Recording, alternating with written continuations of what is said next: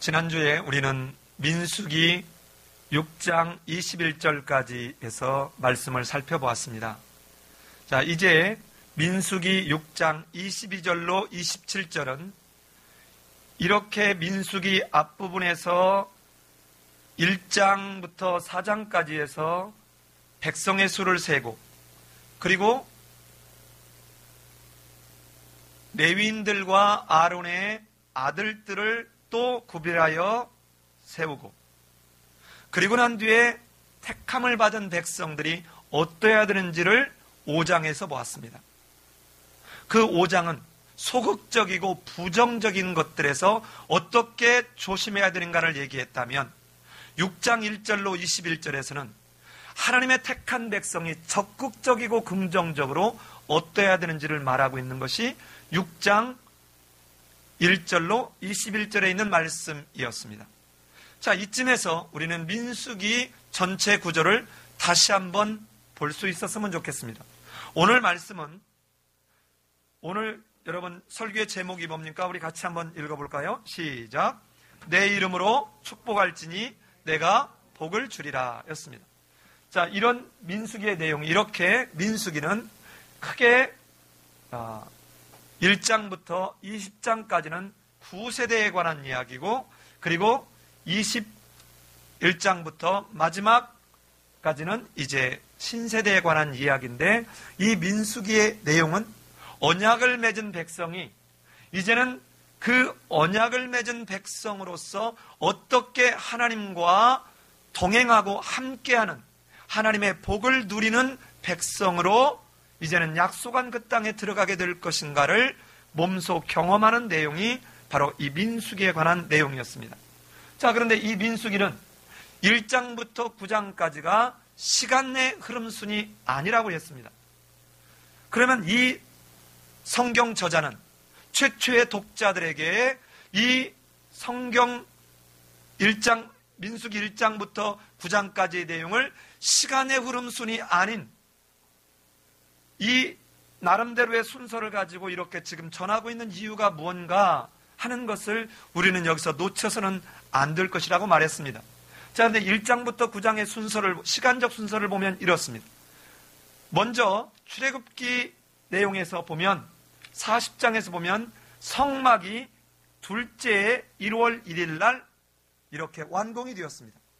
그리고 난 뒤에 지금 민수기 1장 1절에서 지금 뭐라고 되어 있습니까? 이스라엘 자손의 수를 세라 라고 하는 내용이 언제로 되어 있어요? 둘째 해 2월 1일이었습니다. 그리고 난 뒤에 10장 11절에서 이제는 어떻게 합니까? 이제 둘째 해 2월 21일에 그 약속의 땅을 향해서 출발하는 장면입니다. 이게 크게 흐름순입니다. 자, 그러면 민수기 1장 1절에서 저렇게 말을 하고 있는데 이 사이에 내용들이, 이런 내용들이 있다는 것입니다. 이 사이에 기구에 관유를 바르고, 그리고는 아론과 아들들을 세우고, 그리고는 지휘관들이 예물을 드리고 출애굽해서 첫 번째로 드리는 유월절을 지금 지키고 있는 4가지의 이야기가 그 사이에 지금 들어있다는 것입니다.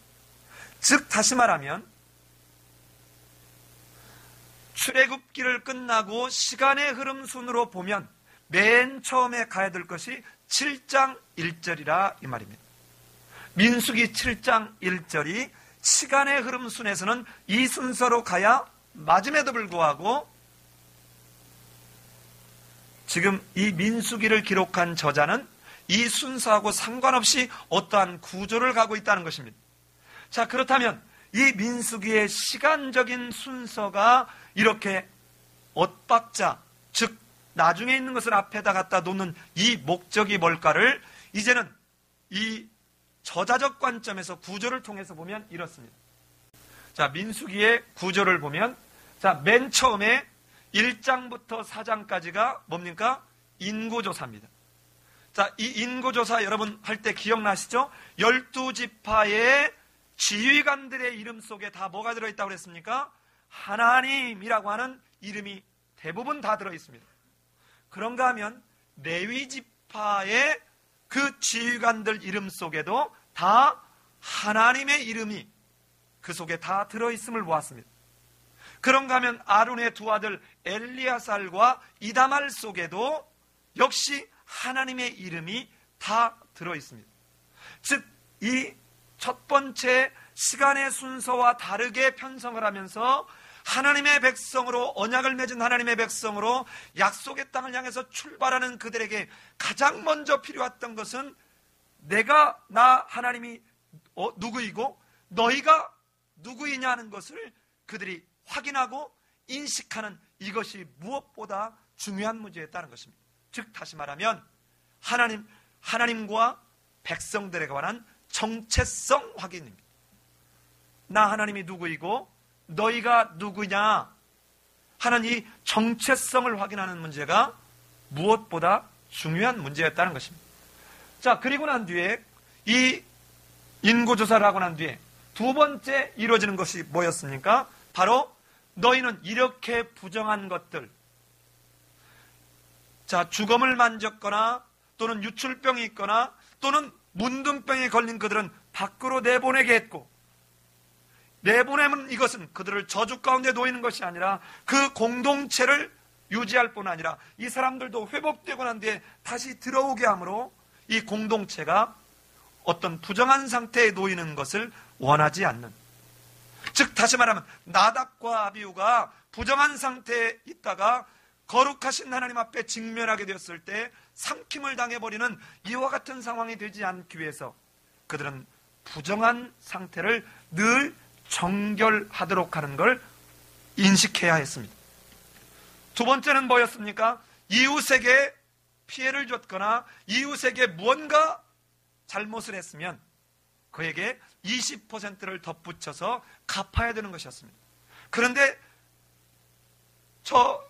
출애굽기나 레위기보다 여기서는 이렇게 이웃에게 피해를 준 이것이 곧 여호와께 거역함이 되었다라고 말할 만큼 하나님의 선택된 백성의 공동체가 하나님이 얼마나 하나님 보호 가운데 있고 하나님이 귀하게 여기는지를 그 이웃에게 잘못한 것이 곧 여호와께 거역한 것이라고 말씀합니다. 그리고는 하나님의 나라의 공동체의 가장 기초 단위인 가정이 깨지는 것을 막기 위해서 여자가 의심을 받게 됐을 때 이 의심을 어떻게 풀어야 되느냐, 즉 다시 말하면 가정을 파괴하는 그 출발이 의심인데 이 의심의 문제를 어떻게 다룰 것인가 하는 것을 통해서 그 백성 공동체의 정결의 장면을 이야기하고 있습니다. 그리고는 6장 1절로 21절에서 그 다음에 뭐를 얘기했습니까? 나실인법을 얘기했습니다. 적극적인 방법이죠. 정말 하나님의 백성들은 이렇게 자기를 온전히 하나님 앞에 드린 자처럼 개인적 헌신이지만 공동체가 이 개인의 헌신을 통해서 공동체적 하나님 앞에 헌신을, 구별됨을 늘 잊지 않아야 됐습니다. 그 중에 어떤 거 하나는 지켰으니까 됐다, 이것이 아니라는 것입니다. 포도주나 독주를 마시지 마라, 내 머리에 삭도를 대지 마라, 그리고 죽음, 이 부정한 상태, 부정의 죽음에 이제는 접촉하지 말라. 이 중에 어떤 것 하나를 지키면 되는 것이 아니었습니다. 자, 이게 적극적인 헌신의 모습이었습니다. 자, 이렇게 하고 난 뒤에 지금 바로 오늘 본문인 6장 22절로 27절에서 뭐가 있습니까? 제사장들에게 이렇게 축복하라는 것입니다. 자, 이게 오늘 본문까지 오기의 과정입니다. 잘 보십시다. 지금 이 오늘 본문 6장 22절로 27절까지 오는 과정이 어떻게 됐는가를 잘 보시라는 것입니다. 잘 보세요. 하나님, 내가 너희와 함께 할 거야. 나는 너희를 구속한 자야. 너희를 꼭 지킬 거야. 라고 하는 하나님이 누구냐? 너희는 누구냐 하는 정체성을 확인한 자들이 늘 그 하나님 앞에서 늘 부정한 상태로 노출되지 않도록 정결하게 할 뿐 아니라 하나님 앞에 구별되어 헌신된 자로 그렇게 있을 때 하나님이 뭐를 복을 주신다 하는, 어떻게 하면 너희가 저 출애굽기에서 경험했던 그 영광의 임재를 끊임없이 누리면서 살 수 있을까? 지금 이 이야기를 요 민수기 6장에서 말씀하고 있다는 것입니다. 자, 오늘 이 내용은 짧지만 여기서 보면 지금 이 아론에게 이렇게 축도를 하라는 것입니다. 여호와는 내게 복을 주시고 너를 지키시기 원하며, 여호와는 그 얼굴을 내게 비추사 은혜 베푸시기를 원하며, 여호와는 그 얼굴을 내게로 향하여 드사 평강 주시기를 원하노라 할지니라.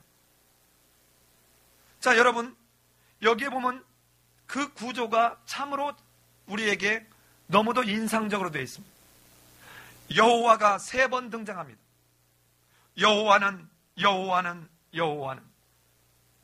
어쩌면 이 속에 삼위 하나님, 성부의 하나님, 성자의 하나님, 성령의 하나님의 위격적 연합에 의한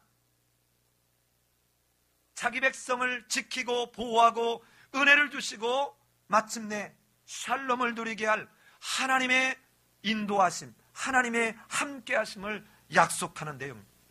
자, 지금 이 축도를 받고 있는 이 사람들이 어떤 상황입니까? 이제는 이들이 하나님의 백성으로 계수를 했고 정체성을 확인했고 부정에 노출되지 않도록 말씀을 들었고, 그리고는 철저하게 하나님 앞에 헌신하라고 이야기를 들은 이들이 이제는 가야 될 길은 광야길입니다. 때로는 전갈 같은 것이 나올 수도 있고, 때로는 들짐승 같은 것에 공격을 받을 수도 있고, 때로는 그 토속 민족들에 의해서 공격을 받을 수도 있습니다. 그런데 이들을 향해서 내가 너희에게 뭐라고 했느냐? 나는 너를 지키시는 하나님이요 너희의 반석이요 너희의 피난처다. 그러니 나는 너희와 함께하는 복을 주겠다는 것입니다. 여러분, 복을 주겠다. 이제 여러분은 창세기부터 여기까지 왔으니 이 복이라는 단어가 우리가 알고 있는 세속적 복이 아닌 것을 아시지 않습니까? 하나님이 여기서 복을 주신다는 성경에서 말하는 가장 큰 복은 뭡니까? 하나님이 우리와 함께 계시다는 것입니다. 하나님이 왜 언약을 맺습니까? 내가 너희와 함께 하려고 한다는 것입니다. 언약을 맺고 또 맺었음에도 되지 않으니까 하나님이 새 언약을 맺으시겠다라고 약속을 하시고, 그 새 언약의 성취로 누가 오셨어요? 예수 그리스도가 이 땅에 오셨습니다. 그런데 이 예수 그리스도의 탄생을 이사야 7장에서 이렇게 예고합니다. 처녀가 잉태하여 아들을 낳으리니 그 이름을 뭐라 하리라? 임마누엘이라 하리라. 이게 무슨 말입니까? 하나님이 우리와 함께 하시도다. 하나님이 그렇게 제사장을 주고 선지자를 보내고 또 보내도 하나님이 그들과 함께하며 그들을 사랑한다는 사실을 이스라엘 백성들이 깨닫지 못하자 하나님이 직접 인간으로 이 땅에 오셔서 그들과 함께 하려고 오셨다는 것입니다. 그러니까 내가 너희와 이렇게 너희가 정결하게 하고 철저하게 하나님 앞에 헌신되어지면 내가 너희와 늘 함께 하겠다는 것입니다. 그러니 광야길을 가는 동안 두려워하지 말라는 것입니다. 그러니 광야길을 가는 동안 너희는 의심하지 말라는 것입니다. 너와 함께하며 어떠한 상황에서도 너를 지키겠다는 것입니다. 두 번째는 여호와는 그 얼굴을 내게 비추사 은혜 베푸시기를 원한다는 것입니다. 이미 이 시내산에 올 때까지 그들은 애굽에서 나왔지만 바로가 뒤를 쫓아왔습니다. 도무지 이제는 앞에는 홍해바다요 뒤에는 바로와 그 군대가 뒤쫓아오고 있습니다. 어디로 도망갈 곳이 없습니다. 그때 하나님은 모세를 통해서 기도했을 때 홍해바다가 갈라지게 하는 그 놀라운 은혜를 베푸셨던 것처럼 건너고 난 뒤에도 마실 물이 이제는 마라의 쓴물을 만났을 때 그걸 탄물로 바꾸셨던 은혜를 베푸셨던 것처럼, 먹을 것이 없습니다. 만나를 내려서 먹을 수 있도록 은혜를 베푸셨던 것처럼, 아말렉의 뒤를 쳐들어왔습니다. 모세가 손을 얹고 기도했을 때 마침내 이기게 하는 은혜를 베푸셨던 것처럼, 하나님은 자기 백성을 향하여 얼굴을 비추사 그들에게 은혜를 베푸시겠다는 것입니다. 그러니 너희는 이제는 너희의 정체성을 잃어버리지 말고, 이제는 너희는 늘 부정한 상태에 놓이지 말고 철저하게 하나님 앞에 절대 헌신하라. 그 하나님만 철저하게 신뢰하라. 그러면 내가 너와 함께하며 너를 지킬 뿐 아니라 시시때때로 너의 형편과 처지를 따라 내게 필요한 것들을 공급하시겠다 하는 말씀을 하고 있는 것입니다. 마지막 세 번째는 여호와는 그 얼굴을 내가 향하여서 평강 주시기를 원합니다. 샬롬 주시기를 원하노라. 여러분, 이 샬롬이라는 원래 원어적 의미는 전쟁과 전쟁 사이를 의미합니다. 전쟁이 팍 터졌다가 징집을 당하고 모든 물건들을 다 이렇게 국가에 다 바쳐야 되는 이런 혼란한 상황에서 이제는 전쟁이 없어졌다는 것입니다. 이런 1차적 의미는 이런 전쟁과 전쟁 사이의 평온한 상태, 이런 말인데, 이제는 하나님께서 그 얼굴을 내가 향하여 드사 전쟁과 전쟁뿐 아니라 네가 약속의 땅 가나안 땅을 들어가서 또 가는 동안 들어가서도 그곳에서 하나님이 내게 원래 창조할 때 계획하셨던 창세기 2장 3절에 말씀하셨던 대로 안식을 누리게 하겠다는 것입니다. 그러니 다시 돌아가면 이 세 가지의 지금 이 아론을 통해서 축복하는 이 세 가지의 말을 그대로 다시 돌아가면, 그러니 너는 네 정체성을 잃어버리지 말고, 그러니 너는 부정한 상태에 놓이지 말고, 그러니 너는 철저하게 하나님 앞에 절대 헌신하는 자가 되어라 라고 말하고 있는 것입니다. 사랑하는 여러분, 여러분은 광야 같은 이 땅을 살아가면서 지금 어떻습니까? 하나님이 여러분과 함께 하심을 늘 지금 경험하고 누리면서 살아갑니까? 아니면 조금만 어려움이 있으면, 내가 원하는 대로 되지 않으면 하나님은 나와 함께 하지 않는구나, 하나님은 내 기도를 응답하지 않는구나 하고 계시는 것은 아닙니까? 그런데 시편 기자는 오늘 이 민수기 6장 22절로 27절에 있는 이 말씀을 가장 잘 표현해 놓은 이 시편이 바로 시편 67편입니다. 우리 시편 67편을 같이 한번 가보겠습니다. 시편 67편입니다.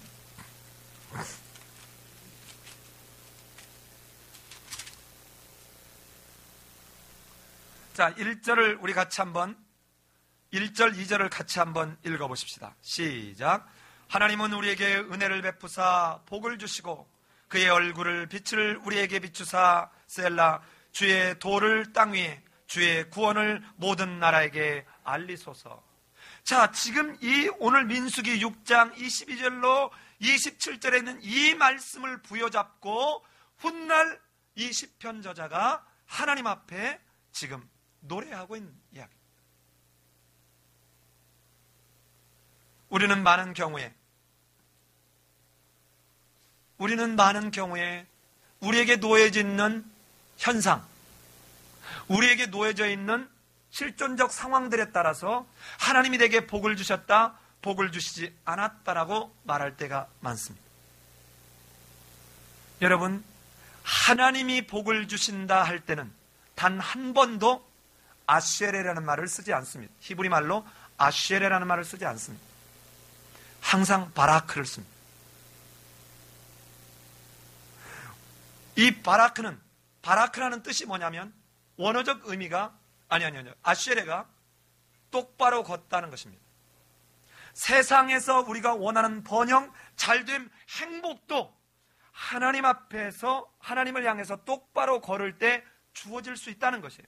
그런데 이 바라크는 하나님이 주시는 복, 하나님으로 말미암은 우리의 어떠한 능력, 우리의 어떠한 노력으로가 아니라 하나님의 전적 은혜로 주어지는 것이 바로 바라크입니다. 그런데 우리는 보통 복하면 어떻게 생각합니까? 내가 생각할 때 좋은 것, 내가 생각할 때 신나는 것, 내가 생각할 때 가치 있는 것을 복이라고 봅니다. 오늘 오후 설교하고 의도하지 않았는데 너무도 이렇게 일치하는 내용이 되었습니다. 오늘 오후 예배가 마태복음 14장 1절로 12절에서 세례 요한의 죽음이 과연 왜 뜬금없이 지나고 난 뒤에 여기서 세례 요한의 이 죽음의 이야기가 마태복음 여기서 등장하고 있는 것일까? 이 이야기를 통해서 과연 마태라고 하는 저자는 무엇을 얘기하려고 하는 것일까 하는 것입니다.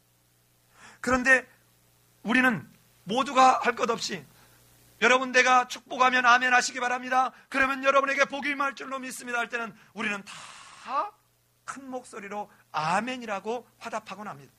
그런데 그 복은 내가 생각하는 그 의미의 복이 아니라 바라크라고 하는 의미가 무릎을 꿇다 하는 것입니다. 누구 앞에? 하나님 앞에 무릎을 꿇는 것입니다. 내가 봤을 때 좋을 때든 내가 봤을 때 좋은 것이 아니든 하나님의 주권적 섭리 앞에 내가 무릎을 꿇는 이 모습이 진정으로 복을 받은 사람의 모습입니다. 그래서 초막이나 궁궐이나 주님과 함께 있는 그곳이 하늘나라라고 하는 것입니다. 내가 돈이 많든 내가 세상적인 지위가 높든 낮든 아니면 내가 어떠한 명예가 높든 내가 명성을 날리고 있든 못 날리고 있든 주님과 함께 있는 그곳이 곧 복을 누리는 하나님의 나라라는 것입니다. 이제는 우리가 갖고 있는 복에 관한 인식을 바꿔야 할 것입니다. 새벽 기도를 나왔더니 40일 금식 기도를 했더니 하나님이 내게 이렇게 복을 주셨다.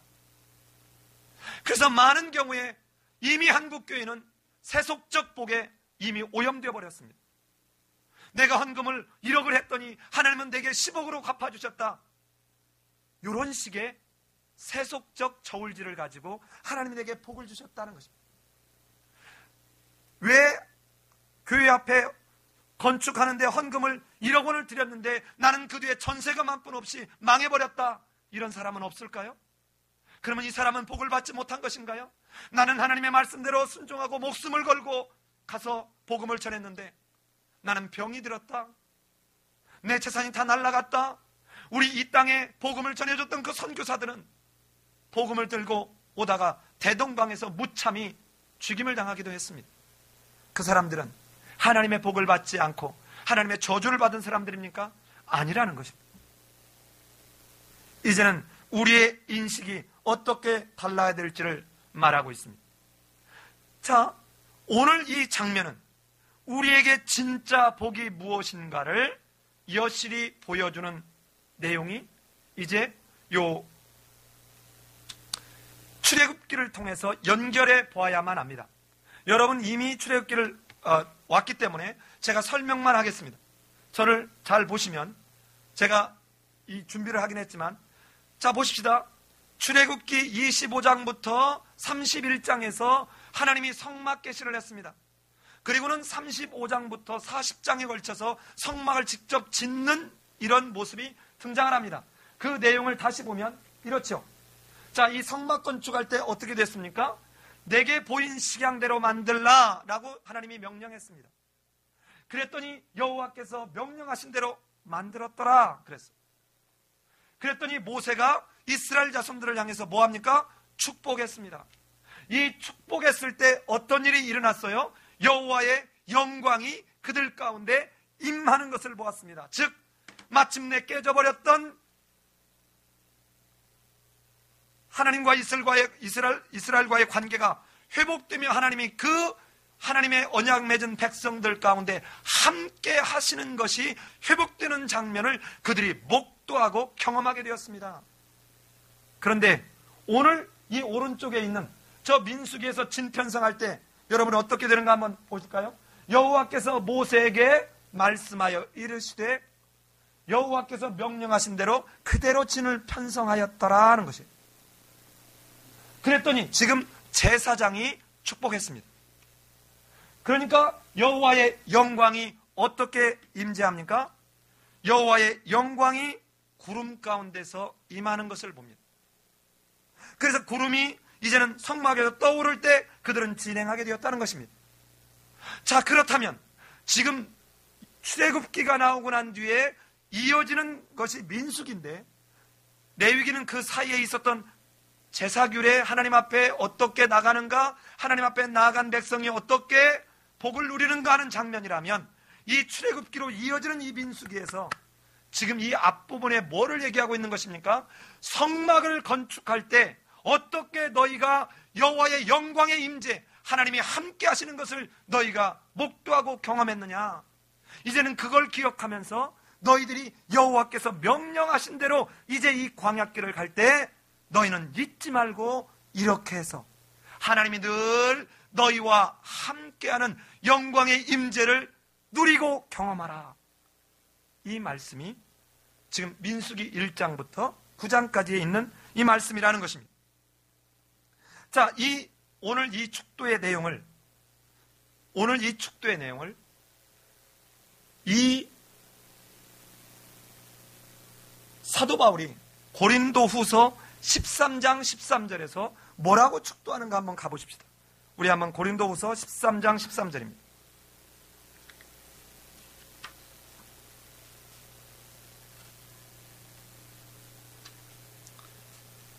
자, 같이 한번 읽겠습니다. 시작. 주 예수 그리스도의 은혜와 하나님의 사랑과 성령의 교통하심이 너희 무리와 함께 있을지어다. 자, 앞에서 여호와가 세 번 등장하면서 삼위 하나님의 위격적 연합사역의 모습을 드러내고 있다면, 사도 바울은 이것을 절묘하게 한 절에 이걸 다 담고 있는 걸 봅니다. 자, 그렇다면 오늘 이 본문을 통해서 여러분과 내게 적용할 게 뭘까요? 오늘 이 제사장들이 하나님의 이름을 의지하여 지금 축복하는 이 장면은 하나님께서 제사장들에게 위임하신 권세입니다. 자, 지금 제사장들이 내게 준 이 권한을 통해서 지금 백성들에게 복이 임하게 했다는 것입니다. 그런데 이 권세를 이제는 예수님이 가졌고, 이 예수님이 가지셨던 권세를 이제는 우리에게 예수님이 넘겨줬다는 거예요. 자, 예컨대 마태복음 26장 26절에서 예수님이 최후의 만찬을 하실 때 뭐라고 합니까? 그들이 먹을 때 예수께서 떡을 가지사 축복하시고, 자, 축복해줬습니다. 자, 잘 보셔야 돼요. 예수님도 인간으로 이 땅에 오셨기에 하나님 앞에 축복하셨습니다.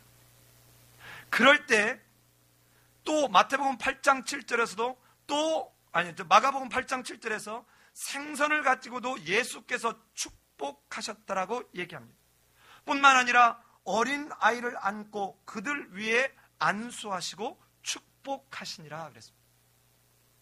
자, 이렇게 축복했던 그 예수님이 이것을 우리에게 뭐라고 얘기하느냐? 누가복음 6장 28절에서 너희를 저주하는 자를 위하여 너희는 축복하며 너희를 모욕하는 자를 위하여 기도하라는 것입니다. 여러분, 너희는 어떤 집에 들어가면 먼저 그 집을 위해서 평안을 빌으라. 그 평안이 그 집에 합당하면 그 집에 임할 것이고, 그 집에 합당치 않으면 너희에게로 돌아갈 것이다. 여러분, 내게 잘하는 사람에게만 지금 하나님 앞에 기도하고 축복하라는 것이 아닙니다. 심지어는 너희를 저주하는 자를 위해서도 축복하라는 거예요. 이 예수 그리스도에게 주어졌던 이 대제사장적 축복을 이제 우리에게 위임했다는 것입니다. 위탁했다는 것입니다. 그 권세를 우리에게 줬다는 것입니다. 이런 권세를 받은 사람들이 해야 될 게 뭡니까? 여러분, 여러분에게, 내게 힘들게 하고 내게 손해를 끼친 어떤 사람에게 에이 망해버려라, 에이 가다가 어떻게 되라, 이런 말 할 수 없다는 것입니다. 하나님은 우리에게 보수는 너에게 속한 것이 아니다, 정죄는 너에게 속한 것이 아니다, 내게 속한 것이다. 내 주권적 권한이다. 너희는 오직 이 축복한다는 말을 정확히 아까 히브리어 말로 알았을 때 뭡니까? 무릎 꿇는 거기에 하나님의 주권 앞에 내가 무릎 꿇어 하나님 앞에 맡기는 거예요. 하나님, 우리는 어떤 존재예요? 저들을 하나님에게 부탁하는 존재예요. 그들이 멸망 가운데 가는 존재들이라 할지라도 하나님 저들을 불쌍히 여겨주옵소서. 저들도 하나님을 믿고 생명을 얻도록 하나님 도와주옵소서라고 그들에게도 하나님에게 신원하고 탄원하고 부탁하는, 이것이 우리에게 주어져 있는 것이라는 것입니다. 자, 그렇다면 이렇게 복을 받은 사람들이 어떻게 달라지는가? 7장이 바로 그 내용입니다. 7장. 자, 이렇게 제사장들이 복을 받은 사람, 제사장의 축복으로 인해서 여호와의 영광의 임재를 경험한 그 사람들이 하는 모습이 뭐냐? 그게 바로 예물을 드리는 것입니다. 여러분, 이게 헌금이에요. 이게 봉사입니다. 내가 헌금을 드리면 하나님이 내게 복을 주시겠지가 아니라 하나님의 은총과 하나님의 이미 일하신 역사하심 가운데 감사함과 감격함으로 내가 반응하는 것이, 이게 봉사요, 이게 복음 전하는 것이요, 이게 헌금을 드리는 것입니다. 마치 내가 이렇게 봉사하면 하나님 내가 하는 사업 잘 되게 해주세요, 내가 이렇게 하면 우리 애들 대학 가게 해주세요, 내가 헌금 얼마 드렸으니까 하나님 내 사업 잘 되게 해주세요, 이 말이 아닙니다. 정말 복을 받은 사람은 하나님이 나는 도무지 복을 받을 만한 아무런 자격도 공로도 없음에도 하나님께서 내게 이런 복을 주셨구나, 하나님이 나와 함께 하시고 예수 그리스도를 십자가에 못 박아 죽게 하면서까지 나를 살리셨구나, 그 감격 속에 견딜 수 없는 그 마음으로 복음을 전하는 것입니다. 견딜 수 없는 그 마음으로 내가 구원받았던 것처럼 누군가도 구원받을 수 있도록 내게 허락하신 그 물질의 일부를 드리는 것입니다. 내 시간을 들여서 누군가를 돕는 것입니다. 이게 예물드림입니다.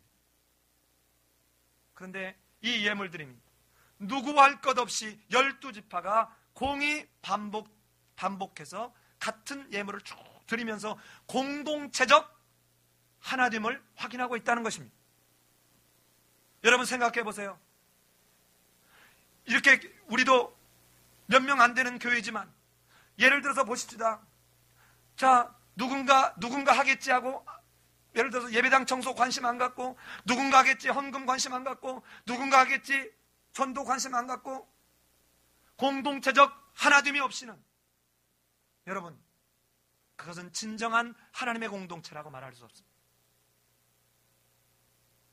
내가 편하면 되겠지, 내가 원하는 대로 하는 것이, 내가 하고 싶은 대로 하는 것이, 이게 마치 신앙적 자유인 양 생각하는 것, 대단히 성경을, 신앙을 착각하고 있는 모습이라는 것입니다.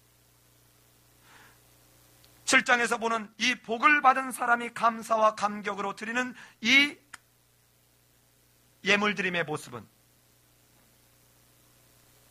마치 훗날 하나님이 별을 이용해서 동방박사들에게 메시아가 어디에서 탄생할 걸 알게 했을 때 그들이 그 알게 하신 그 기쁨과 감격으로 그들이 예물을 준비했던 것처럼 우리도 이제 이 땅에 살아가면서 하나님이 내게 주신 그 감사와 감격을 어떻게 시간으로, 어떻게 물질로, 어떻게 복음 전함으로 내가 하나님 앞에 예물 드려야 될지를 우리는 이제 묵상하고 준비해야 될 때라는 것입니다.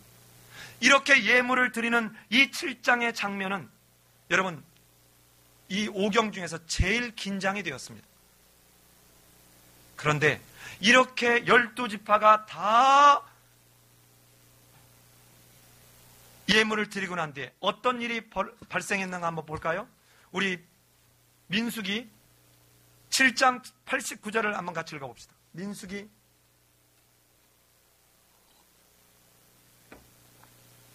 7장 89절입니다. 시작.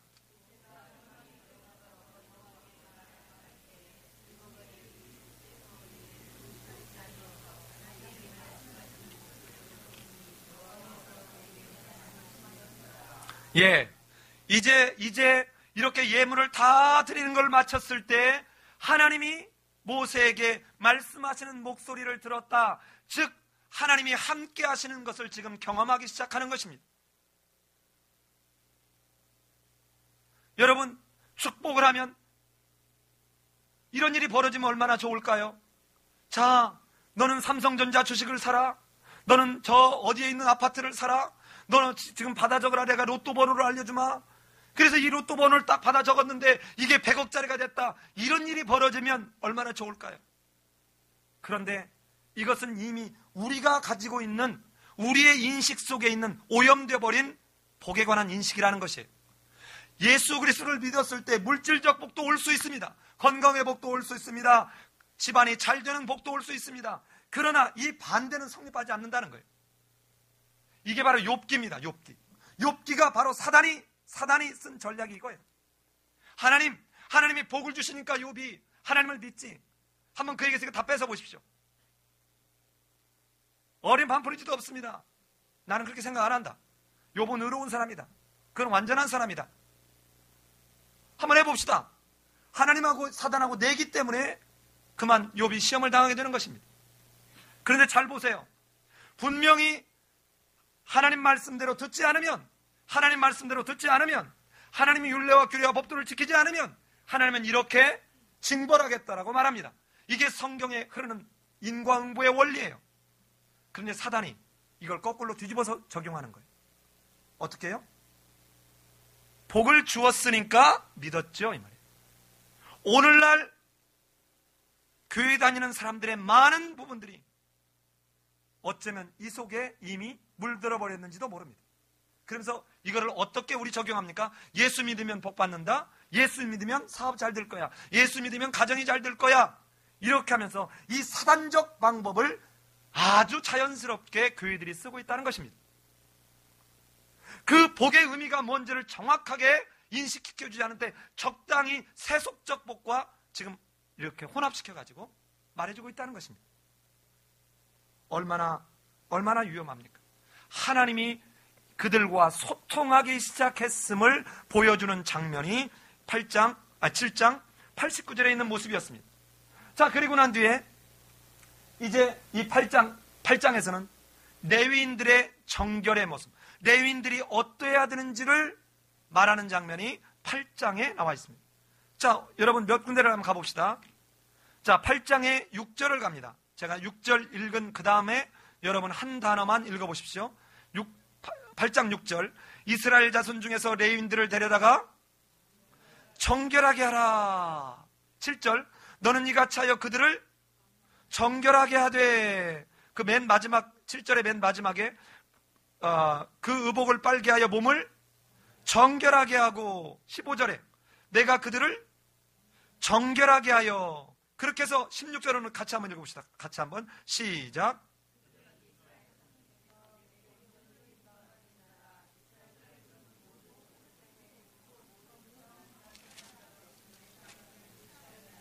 예. 자, 이 레위인들은 온전하게 하나님께 드림받은 자들이기에 백성들 앞에서 나실인들이 드려지는 것, 이 백성들이 정결한 그 모습처럼 온전하게 정결해야 된다는 것이에요. 21절에 또 한 번 나타납니다. 21절도 같이 한번 읽어보십시다. 21절 시작. 레위인이 이 죄에서 스스로 깨끗하게 하고 그들의 옷을 빨매 아론이 그들을 여호와 앞에서 요제로 드리고 그가 또 그들을 위하여 속죄하여 정결하게 한 후에, 이렇게 말하고 있습니다. 자, 지금 위에서 백성들이 정결한 것처럼 역시 하나님 앞에 가서 수종을 들게 될 레위인들 또한 정결하게 늘 자기 자신을 살피고 죄 가운데서 회막 안에서 수종을 들을 때 하나님의 거룩 앞에 직면했다가 삼킴을 당하지 않을 수 있도록 그들도 정결해야 됐다는 것입니다. 그리고 난 뒤에 9장에서 뭐합니까? 이제는 1월 14일에 있었던 6월절을 지키는 이야기가 9장 1절로 14절에서 등장하는 것입니다.